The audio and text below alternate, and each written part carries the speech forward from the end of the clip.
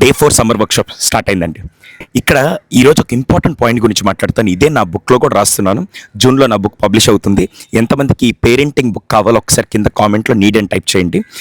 పిల్లల్ని చాలామంది ఏమనుకుంటారంటే, ఇప్పుడు స్కూల్కి పంపిస్తున్నావు, వాడు బాగా డిసిప్లిన్ వచ్చేస్తుంది, ఈరోజు చేంజ్ అయిపోవాలి, ఈరోజు చేంజ్ అయిపోవాలి, ఈరోజు చేంజ్ అయిపోవాలి.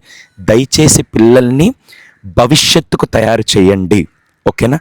మీరు కూడా షార్ట్ టర్మ్లో ఆలోచిస్తుంటే పిల్లలు కూడా ఏం చేస్తున్నారంటే, ఈ మధ్య రీల్స్ వాటన్నిటిలో చూసి నేను ఇమీడియట్గా కోటీశ్వరుడు అయిపోవాలి, ఒక బిజినెస్ స్టార్ట్ చేయాలి, అంతేగాని లాంగ్ టర్మ్ అనే మాటే రావట్లేదు.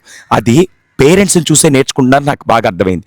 ఒక స్విమ్మింగ్కి పంపించు, ఒక స్కేటింగ్ పంపించు, నువ్వు ఇంకా ఇంప్రూవ్ అవ్వాలి, ఇంకా చేయాలి, ఏదో ఇమీడియట్గా చేంజ్ రావాలనుకోవడం మాత్రం మనం తగ్గిస్తే.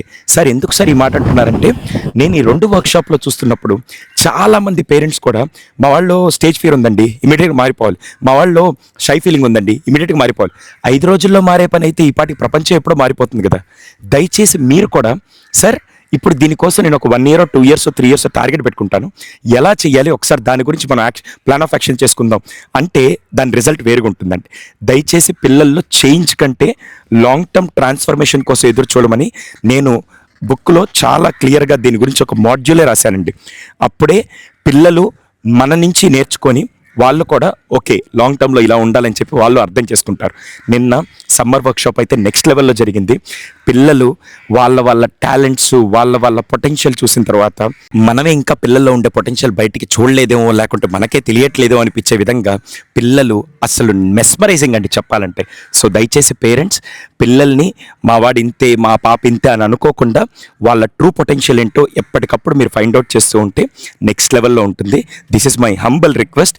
సో నేను బుక్లో రాసే ప్రతి పాయింట్ కూడా పేరెంటింగ్కి వాళ్ళ ఫ్యూచర్ ఓరియంటెడ్గా ఆ బుక్ను ప్రిపేర్ చేస్తున్నాను. మోస్ట్ ప్రాబ్లీ జూన్లో లాంచ్ చేస్తాను.